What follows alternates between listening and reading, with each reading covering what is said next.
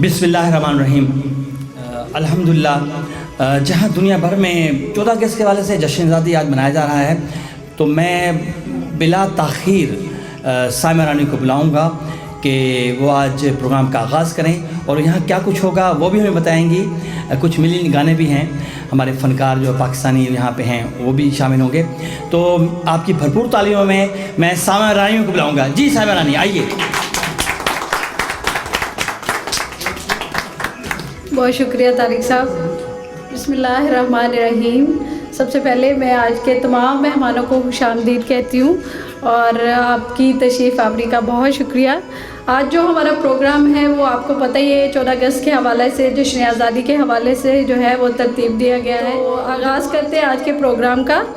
तो सबसे पहले कुरान पाक की तिलावत के लिए तशरीफ़ लाते हैं अहमद अली। बिस्मिल्लाहिर्रहमानिर्रहीम।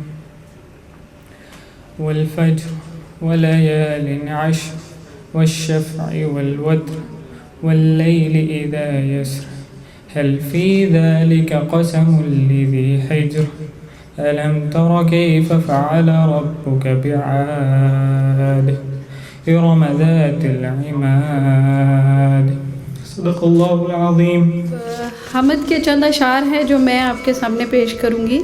ए खालिके जहाँ है सारा जहाँ तेरा, है ये ज़मीं तेरी ये आसमां तेरा, सब नेमतें जहाँ की तूने हमें अता की, क्या शुक्र कर सके हम ए मेहरबां तेरा।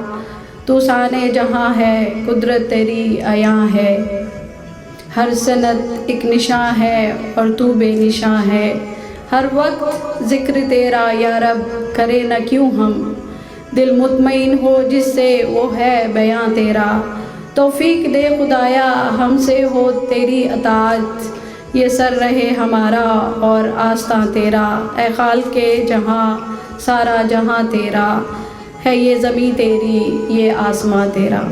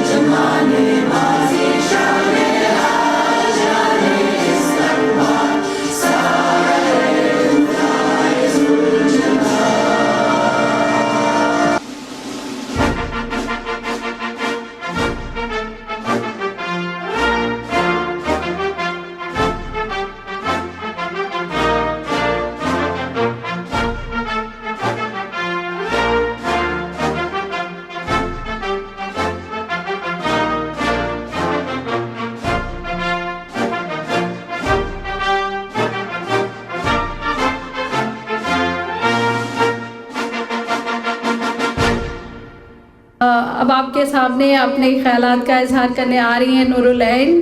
हाज़रीन मजलिस, जैसा कि आज हम सब पाकिस्तान का यौम आज़ादी मनाने के लिए इकट्ठे हुए हैं, तो इस मौके से फ़ायदा उठाते हुए मैं आपसे कुछ अर्ज़ करना चाहती हूँ। मुअज़्ज़िज़ सामीन इकराम, क्या हमने कभी इस पर गौर किया है कि मुल्क और ये आज़ादी जिस मकसद के लिए हमारे बुज़ुर्गों ने हासिल की थी, क्या वो मकसद पूरा हुआ?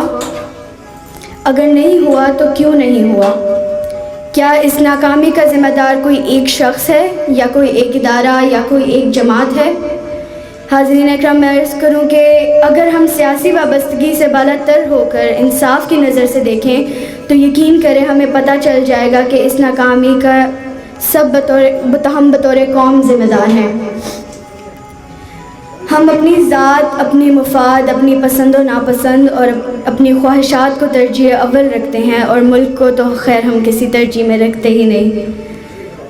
तो फिर ये मुल्क ठीक कैसे होगा जब तक हम ठीक नहीं होंगे। कौम की ज़िम्मेदारी होती है कि वो अपने में से किसी बेहतरीन को अपना हुक्मरान, जैसे कि जिसका कौल और फ़ेल दोनों इसके बाकिरदार होने की गवाही दे। क्या हम ऐसा करते हैं? यकीन माने कि हम ऐसा नहीं करते। हम सिर्फ़ अपनी पसंद और नापसंद को सामने रखकर हिमायत या इंतखाब करते हैं, या हम अपनी ज़ात बरादरी के ताल्लुकात को तरजीह देते हैं, या हम किसी ज़ाती फ़ायदे की उम्मीद पर इसका इंतखाब करते हैं। इसके बाद हमारी ज़िम्मेदारी होती है कि हम नज़र रखें कि क्या हमारे हुक्मरान अपनी ज़िम्मेदारियों के ठीक तरह से निभा रहे हैं। क्या वो कौम की अमानतों में ख़यानत तो नहीं कर रहे? क्या वो हुकूमती एहलकारों को अपनी अवाम की खिदमत के लिए ठीक तरह से इस्तेमाल कर रहे हैं, या अपनी सियासी ज़ात और मुफाद के लिए इस्तेमाल कर रहे हैं? क्या वो अपने वादों, अपने हल्फ की पासदारी कर रहे हैं या नहीं कर रहे? अगर वो अपनी ये सब जिम्मेदारियां अहसन तरीके से पूरी नहीं कर रहे तो हमारा फ़र्ज़ बनता है कि इसका गिरेबान पकड़ें और इससे सवाल करें, चाहे वो हुक्मरान हमने ख़ुद ही क्यों ना मुंतखब किया हो। और हम कहते हैं कि चूँकि ये हमारा इंतखाब है इसलिए इससे कोई सवाल नहीं बनता, कुछ गलत कर ही नहीं सकता, इससे अच्छा दुनिया में कोई है ही नहीं। बल्कि बस यही एक पारसा है, बाकी सब तो गुनाहगार हैं। क्योंकि हमारा इंतखाब है इसलिए हमारी अना इस बात को तस्लीम करने से इनकारी रहती है। क्या हमारा इंतखाब भी एक इंसान है जिसमें वो तमाम कमज़ोरियाँ हैं होना मुमकिन है जिनका ख़ुद रब्बे करीम ने कई बार ज़िक्र किया है। लिहाजा हमें यह समझने की ज़रूरत होती है कि हम इससे सवाल के ज़रिए इसकी इस्लाह करें ताकि वो हमारी ज़िंदगी और अपनी आखिरत बेहतर कर सके। हम हज़रत उमर रज़ी अल्लाह ताला अन्हु की गवर्नेंस और अवाम की खिदमत की मिसालें तो देते हैं, मगर कभी हज़रत अबू ज़र ग़फ़ारी रज़ी अल्लाह ताला अन्हु की सुन्नत पर अमल करने की कोशिश नहीं करते, जिनके सवाल पर हज़रत उमर रज़ी अल्लाह ताला अन्हु ने फरमाया था कि जब तक हमारे दरमियान अबू ज़र ग़फ़ारी रज़ी अल्लाह ताला अन्हु जैसे लोग मौजूद हैं, हुक्मरान गुमराह नहीं हो सकते। ऐसे कई मामलात हैं जिनमें हम अवाम बराह रास्त ज़िम्मेदार हैं अपनी कौम की तरक्की की नाकामी के। अपनी ज़ाती ज़िंदगियों में भी हम कई कमज़ोरियों का शिकार हैं जिनका असर बहरहाल हमारे मुआशरे और हमारी कौमी ज़िंदगियों पर भी पड़ता है।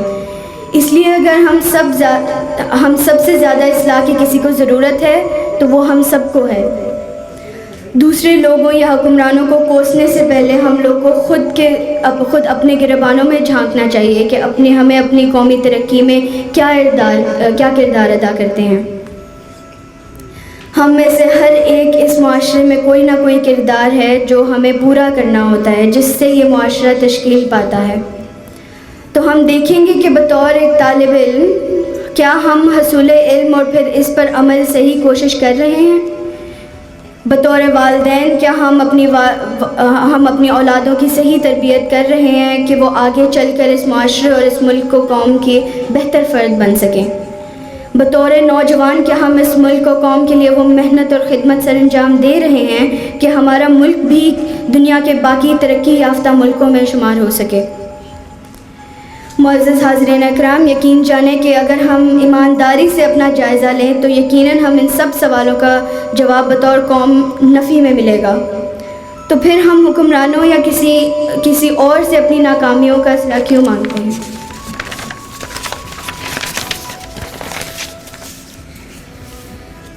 जबकि हमने ख़ुद अपनी ज़िम्मेदारियाँ पूरी करने में कोताही बरती हुई है। आए आज हम सब ये अहद करें कि हम सबसे पहले अपने मुल्क का सोचेंगे और हर इस ज़िम्मेदारी को पूरा करने की कोशिश करेंगे जिसका बतौर कौम हमसे तकाज़ा करता है। आखिर में अहमद फराज साहब के इस शेर के साथ अपनी बात ख़त्म करूँगी। शिकवाए ज़ुल्मत शब से तो कहीं बेहतर था, शिकवाए ज़ुल्मत शब से तो कहीं बेहतर था अपने हिस्से की कोई शम्मा जलाते जाते।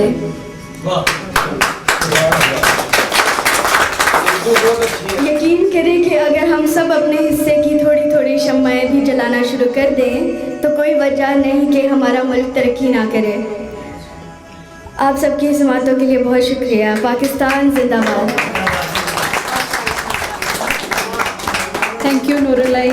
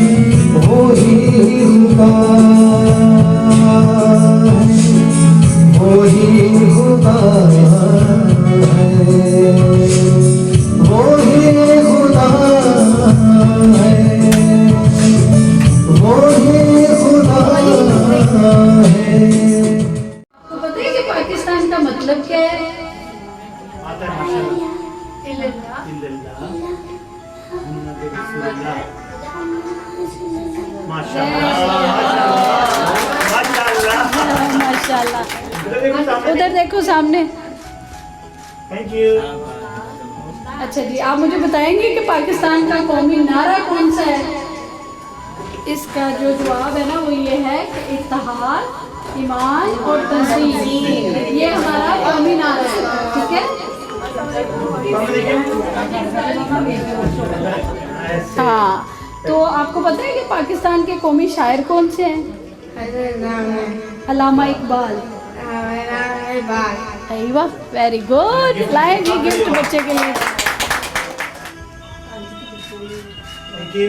कि पाकिस्तान का एक कौमी पहाड़ भी है, आपको पता है? हाँ जी, तो हमारा जो कौमी पहाड़ है ना वो है केटू।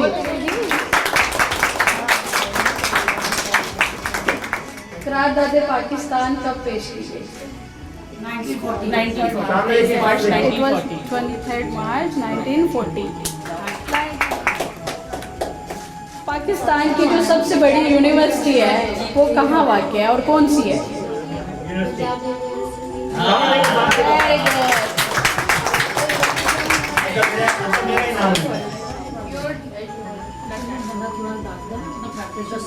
पाकिस्तान का सबसे बड़ा ज़िला कौन सा है? सूबे की बात नहीं हो रही, ज़िले की बात हो रही। ये हमारे सूबा बलोचिस्तान में है चागी। चागी एक वो सबसे बड़ा ज़िला है। ओके।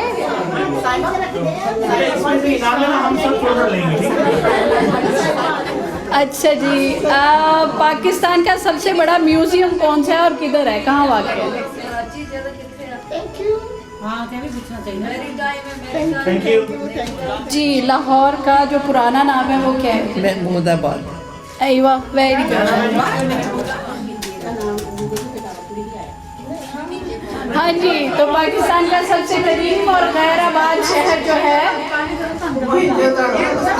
तालियां।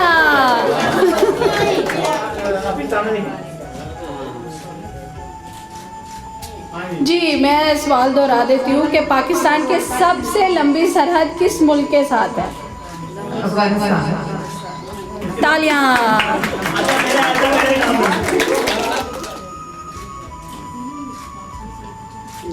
Thank you. चलें जी, पाकिस्तान ने अपना पहला सिफारत खाना किस मुल्क में बनाया? Very good.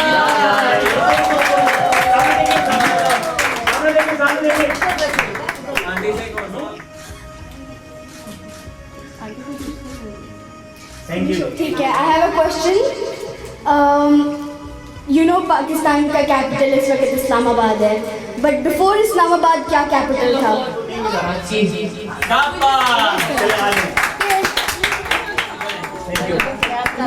थैंक यू जी। मेरा नेक्स्ट क्वेश्चन है तहरीम से कि पंजाब का दरवाज़ा किस शहर को कहते हैं? पंजाब का दरवाज़ा क्लियर। तो पंजाब का दरवाज़ा कौन सा है? अटक।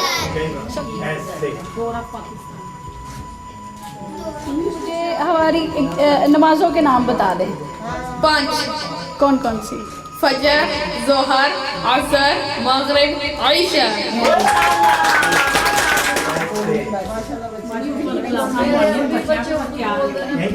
Thank you.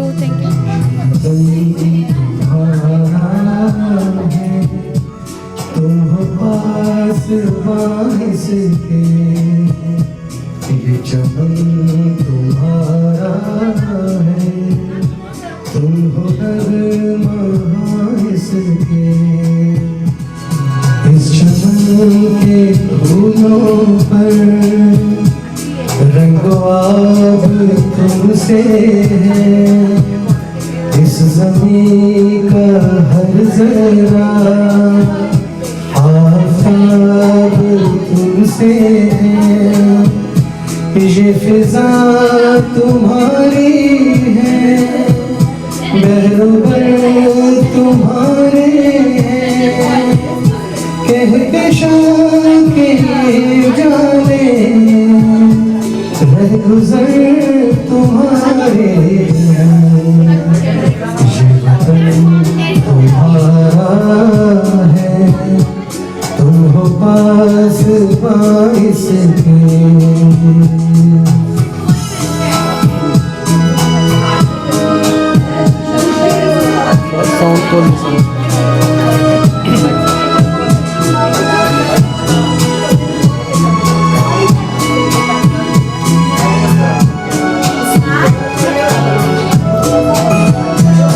इस ज़मीन की मिट्टी में खून है शहीदों का, अर्ज़ पाक मरकज़ है कौम की उम्मीदों का, नज़्म ज़ब्त को अपना मेरे कारवां जानो, वक्त के अंधेरों में अपना आप पहचानो, ये वतन तुम्हारा है, तुम हो पास पास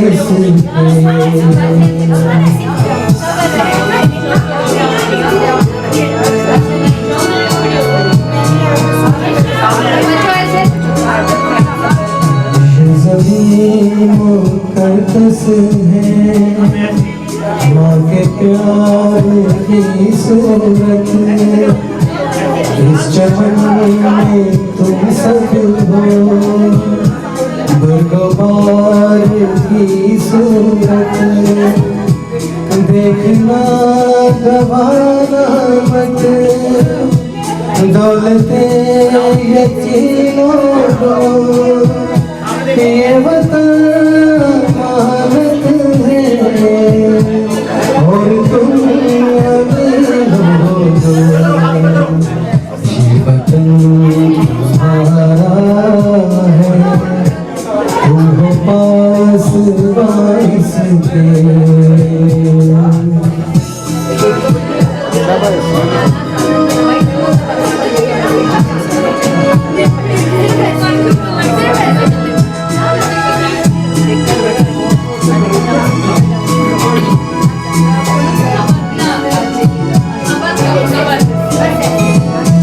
मेरे ख्वाब थे, रूह कारवां तुम हो, हम तो सिर्फ गुनवाते, असली दास्तां तुम हो, नफरतों के दरवाजे खुद पे बंदी रखना,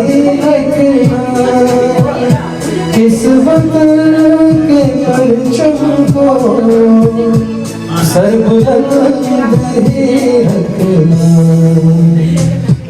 वतन तुम्हारा है, तुम हो पास बारिश के,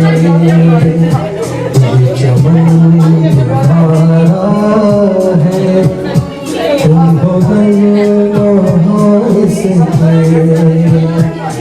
वतन तुम्हारा है, तुम हो बारिश के, वतन हमारा है, हम हैं पास बारिश के, ये वतन हमारा है, हम हैं पास बारिश के। तो ये खान साहब की जो कैफियत है इस वक्त जेल में, मैं उसको पेश करना चाहूँगी कि मैं कैदी नंबर 804 हूँ। मैं कैदी नंबर 804 हूँ, जेल की चार दीवारी के उस पार देखता हूँ। इस कैद को मैं मेरे लोगों की आज़ादी की कीमत समझता हूँ। इन अज़ियतों को मैं अपने वतन की खुद मुख्तारी की कीमत समझता हूँ। मुझे इन हवाओं से कौम की बेदारी का पैगाम मिलता है, एक हकीकी आज़ादी का सूरज तुलू होने का पैगाम मिलता है, एक ऐसा पाकिस्तान जो हूबहू शाहीन होगा, जो सिर्फ अपनी ही नहीं मुस्लिम उम्मा के फैसले किया करेगा। मैं रहूं न रहूं, मेरा मुल्क हमेशा आज़ाद रहेगा, यही ख्वाब शब रोज़ हर बार देखता हूँ। मैंने कुरान में पढ़ा है कि ज़िंदगी मौत का मालिक सिर्फ़ अल्लाह है। मैंने अपने नबी से सीखा है कि फ़लाह सिर्फ़ हक़ पे चलने से मिलेगी।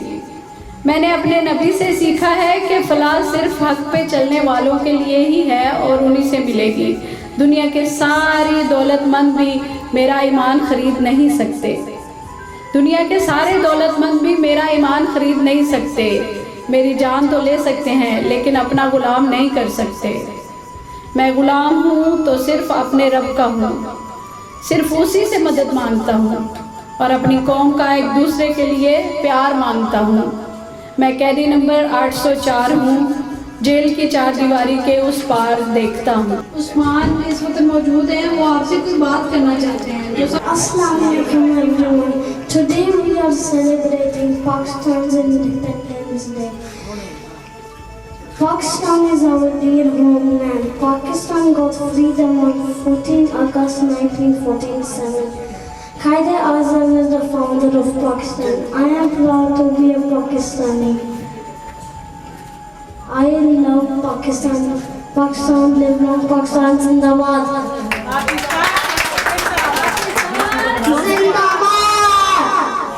बिस्मिल्लाहिर्रहमानिर्रहीम। अशहदु अल्ला ला इलाहा इल्लल्लाह अशहदु अन्ना मुहम्मदर रसूलुल्लाह। या अल्लाह, या रहमान, या रहीम, या अल फताह, या अल करीम। इस मुबारक दिन पर जो हमारा 74वां यौम आज़ादी के मौके पर हम बहैसियत कौम अपने प्यारे बहुत ही अज़ीज़ वतन की आज़ादी के लिए जो 76 साल पहले भी लड़ी गई थी, जो आज तक जारी है। आज़ादी कहाँ से है, किस से है, ये अल्लाह जानता है और हम सब जानते हैं। और अपने रब का जो है हमें शुक्र अदा करना चाहिए कि या रब, हमें ये जो कुछ मिला है, हमने ये हरे कपड़े पहने हैं, सफ़ेद कपड़े पहने हैं, ये इस 2 रंगों में हम मलबूस हैं यहाँ पे खड़े, तो ये क्यों पहने हैं हमने, इसका बहुत बड़ा मानी है। It has a big meaning. यही हमारे आज़ादी का एक छोटा सा निशान है। पाकिस्तान जिंदाबाद एंड स्टे गुड। पाकिस्तान जिंदाबाद।